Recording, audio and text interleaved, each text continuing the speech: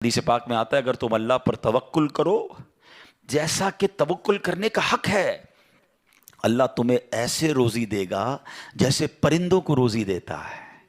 کبھی امیجن کیا آپ نے پرندوں کو روزی کیسے ملتی؟ یہ حدیث میں ایسی اچھا ہو سکتا ہے انسانوں کے بارے میں فرمایا جاتا، نبی پاک فرما دیتے، جانوروں کے بارے میں فرما دے، پرندوں کے بارے میں کیوں فرمایا؟ سبحان اللہ۔ آپ کو دنیا میں پتہ ہے پرندے کتنے ہیں؟ ایک کیلکولیشن کے مطابق اس دنیا میں جتنے جانور ہوتے ہیں نا وہ انسانوں کا ملٹیپلائی بائی 10 ہوتے ہیں، ٹھیک ہے؟ ہم 8 ارب ہیں تو وہ 80 ارب ہیں، ساری جانور، چوپائے اور جتنے بھی جانور ہیں، انسیکٹس بھی اس میں ملا لیں، لیکن فرمایا پرندے اس کا ملٹیپلائی بائی 10 ہوتے ہیں۔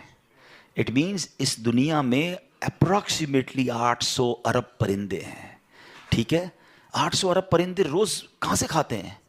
کوئی سپلائی لائن کو جا کے ان کو درختوں پہ پہنچاتا ہے؟ کسی گھونسلے میں کوئی آپ نے کبڈ دیکھی، کسی گھونسلے میں آپ نے کوئی سٹاک دیکھا کہ جناب یہ کل کا چارہ ہے، یہ رات کا چارہ ہے، میرے چھوٹے چھوٹے بچے ہیں اس کے لیے چارہ ہے؟ Nothing else. ہر پرندہ 800 ارب پرندے اپروکسیمیٹلی روز صبح فجر کے بعد بھوکے نکلتے ہیں، اور جب شام اپنے گھونسلے میں آتے ہیں تو سب کا پیٹ بھرا ہوا ہوتا ہے۔ سب کو کون کھلا رہا ہے؟ کوئی تو ہے جو نظام ہستی چلا رہا ہے، میرا خدا ہے۔ ایمان لاؤ نا، توکل کرو۔ جب پرندوں کو 800 ارب پرندوں کو روزی دے سکتا ہے، ارے میں اور آپ اشرف المخلوقات ہیں، میں ٹینشن ہی نہیں ختم ہو رہی کال کرو تھی نو ہے، سال بعد کیا ہوگا، بچی کی شادی کیسے ہوگی، میرے کاروبار کا کیا ہوگا، ارے مارکیٹ ڈاؤن ہو رہی ہے، ڈالر اوپر ڈالر نیچے، اسی ٹینشن میں مر گئے۔ یار جو رب چونٹی کو کن اور ہاتھی کو من دے سکتا ہے وہ اس نے مجھ سے بھی وعدہ کیا ہے۔ سیکھو نا حضرت ابراہیم سے، کاش یہ توکل نصیب ہو جائے۔ تھوڑی ایج اور بڑھتی ہے، آپ نے ایک بار ایک بڑا کمال کا منظر دیکھا کہ ایک بندے کو سمندر میں اس کی ہلاکت ہو گئی، سمندر میں وہ ڈوب کے مر گیا، مچھلیوں نے کھایا اس کی باڈی کو، تھوڑی دیر بعد اس کی لاش سمندر کے کنارے پہ آئی تو پھر جانوروں نے کھایا، اس کے بعد دیکھا کہ پرندے آئے، پرندوں نے بھی اس کی باڈی سے کھایا۔ آپ کے ذہن میں خیال آیا کہ یا اللہ یہ بندے کو قیامت کے دن تو کیسے اٹھائے گا؟ ایمان تو تھا مگر اس کی باڈی کے اجزاء تو 3 الگ الگ مخلوقات کھا گئیں، اور قیامت کے دن یہ واپس کھڑا ہونا ہے اس نے۔ تو سبحان اللہ، آپ نے اللہ سے کہا وَإِذْ قَالَ إِبْرَاهِيمُ۔ پھر یہ دیکھیں حضرت ابراہیم کا یہ واقعہ بھی قرآن میں موجود، 3 پارے میں سورہ بقرہ۔ آپ کہتے ہیں وَإِذْ قَالَ إِبْرَاهِيمُ رَبِّ أَرِنِي كَيْفَ تُحْيِي الْمَوْتَى۔ اے اللہ، حضرت ابراہیم نے عرض کی کہ اے میرے رب مجھے دکھا دے تو مردے کیسے زندہ کرے گا؟ ارشاد ہوتا ہے قالا اولم تؤمن، اے ابراہیم تو ایمان نہیں لایا، تجھے یقین نہیں؟ قالا بلا ولکن لیطمئن قلبی، اے اللہ ایمان لایا ہوں، مجھے یقین ہے مگر میں ذرا دل سے دیکھنا چاہتا ہوں اور قرار آ جائے، میں عین الیقین چاہتا ہوں، میں اس کو مزید دیکھنا چاہتا ہوں۔ قال فخذ 4 من الطیر، قرآن کہتا ہے رب نے فرمایا کہ اچھا 4 پرندے لے، فَصُرْهُنَّ إِلَيْكَ ثُمَّ اجْعَلْ عَلَىٰ كُلِّ جَبَلٍ، فرمایا اس کو اپنے ساتھ ہلا لے، اپنے ساتھ مانوس کر لے، پھر ان کا ایک ایک ٹکڑا پہاڑ پر رکھ دے، مِنْهُنَّ جُزْءًا ثُمَّ ادْعُوهُنَّ يَأْتِينَكَ سَعْيًا، فرمایا پھر انہیں بلا، وہ تیرے پاس چلے آئیں گے پاؤں سے دوڑتے، وَاعْلَمْ أَنَّ اللَّهَ عَزِيزٌ حَكِيمٌ، اور جان رکھ اللہ غالب حکمت والا ہے۔ اب ہوا کیا، حضرت ابراہیم کو حکم ہوا کہ 4 پرندے لیں۔ اب آپ نے 4 پرندے الگ الگ لیے، مور لیا، کبوتر لیا، آپ نے مرغ لیا اور ایک گدھ لیا، ان 4 کو اپنے ساتھ تھوڑا ٹائم رکھا تاکہ وہ آپ سے انسیت پالے، تاکہ 4 کے بارے میں کنفرم بھی ہو جائے کہ یہی 4 ہے، کوئی اور مکس نہ ہو جائے۔ اس کے بعد آپ نے 4 کو ذبح کیا، 4 کا قیمہ بنایا اور 4 کا قیمہ مکس کر دیا، 4 کا الگ الگ نہیں، 4 کا ٹوٹل مکس کر دیا، اور اس کے چھوٹے چھوٹے پیس سمجھ لیں 4 پہاڑ پر رکھ دیے، الگ الگ پہاڑوں پر، اور 4 کی جو چہرے تھے یعنی ان کی کھوپڑیاں تھیں وہ اپنے پاس رکھیں، اس کا قیمہ نہیں بنایا، یعنی ان کے سر آپ کے پاس ہیں 4 پرندے کے، 4 کا مکس قیمہ ہو چکا ہے، اور 4 الگ الگ پہاڑ پر رکھ دیے۔ قرآن نے کیا کہا تو انہیں پکارو ہیں، اب یہ بھی ذرا میں آگے آ کے بتاؤں گا اس ایک خوبصورت آیت کے اس جز سے کیا سیکھنے کو مل رہا ہے۔ قرآن نے کیا کہا کہ انہیں پکارو، تو آپ نے کہا یا ایھا الدیک، اے مرغ، یا ایتھا الحمامہ، اے کبوتر، یا ایھا النسر، اے گدھ، یا ایھا الطاؤس، اے مور۔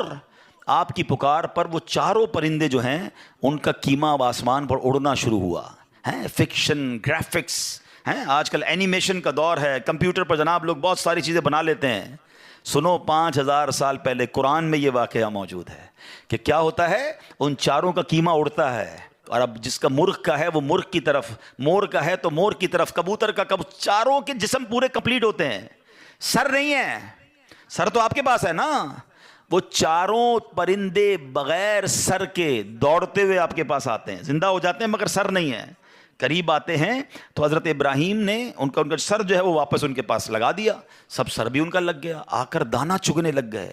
حضرت ابراہیم نے اپنی آنکھوں سے مردوں کو زندہ ہونے کا واقعہ دیکھا اور آپ کے دل کو اطمینان اور قرار آیا، یہ میرا رب یہ ہے۔ کیسے ہیں کہتے ہیں کسی کو شیر کھا جائے، کسی کو مچھلی کھا جائے، کسی کی سمندر میں موت آ جائے، معاذ اللہ کسی کے پرخچے اڑ جائیں، کوئی آگ میں راکھ ہو جائے، میرا رب چاہے تو سب کو دوبارہ جسم، ان کی تمام باڈی کو پھر کریٹ کرے گا اور وہ قیامت کے دن جمع ہوں گے۔ حضرت ابراہیم نے یہ اپنی آنکھوں سے دیکھا۔ حضرت ابراہیم علیہ السلام کے اس واقعے سے کیا سیکھنے کو ملا؟ پہلی بات، میرے رب کی قدرت کیسی ہے، ان اللہ علی کل شیء قدیر، ٹھیک ہے۔ دوسری بات، علماء کہتے ہیں، صوفیانہ تفسیر اس کی لکھی گئی کہ 4 پرندے کیوں لیے گئے، کبوتر، مور، گدھ اور چوتھا مرغ۔ فرمایا ان چاروں کی نا ایک بری خصلت ہے، مرغ ہے اس کے اندر شہوت بہت ہے، جو کبوتر ہے اس کو اپنی اڑان پر بڑا ناز ہے، بڑا تکبر ہے، بہت اونچا اڑتا ہے۔ فرمایا گدھ جو ہے اس کا کیا پرابلم ہے، گدھ کے بارے میں فرمایا کہ وہ لالچی بہت ہے۔ اچھا، پھر اس کے بعد ایک اور پرندہ ہے مور، اس کو اپنی خوبصورتی پر بڑا ناز ہے، وہ خوبصورتی کی وجہ سے بڑا پراؤڈ فیل کرتا ہے۔ تو فرمایا یہ 4 بری عادتیں ہیں، اس کو ذبح کر کے یہ پیغام دیا گیا کہ اگر تم بھی اپنی اونچی اڑان، اپنے اونچے مرتبوں، اپنے اونچے مقام کا تکبر چھوڑ دو، اپنی خوبصورتی پر گھمنڈ کرنا چھوڑ دو، ہوس اور شہوت کے بعد اپنے آپ کو بچا لو، لالچ کر کے دنیا کے بال کے پیچھے بیڑا غرق اپنا نہ کرو، اگر ان عادتوں کو ذبح کر دو تو اللہ آج بھی تمہارے دل کو زندہ فرما دے گا۔ ان کو زندہ کیا نا، فرمایا ان عادتوں کو ختم کرو، رب تمہارے دل کو زندہ فرمائے گا اور اس میں نور داخل فرما دے گا۔ علماء نے اس کی صوفیانہ تفسیر یہ لکھی۔ اور اب ایک اور عقیدے کی بات بھی، کنفیوژن پھیلانے والے بہت کنفیوژن پھیلاتے ہیں، میں تو قرآن سے آج آپ سے بات کر رہا ہوں نا۔ اللہ نے کیا کہا کہ انہیں پکارو، وہ تو دنیا میں نہیں تھے پرندے، مر چکے تھے، کیما بن چکا ہے، کیما بنے ہوئے پرندوں کو رب کہہ رہا ہے پکارو۔ حضرت ابراہیم نے کیسے پکارا، یا ایھا الدیک، یا ایتھا الحمامہ، آپ کبوتر کو پکار رہے ہیں، آپ گدھ کو پکار رہے ہیں، قرآن کہہ رہا ہے پکارو اور نبی پکار رہے ہیں۔ آج کسی کو نہ جانے یا رسول اللہ سے پرابلم ہو جاتی ہے، کسی کو یا غوث پاک سے یا پرندوں کو پکار رہے، قرآن کہہ رہا ہے، تو اس کا مطلب دنیا سے اگر کوئی چلا بھی جائے تو اس کو پکارنے میں کوئی خدا نہ خواستہ پرابلم نہیں ہے۔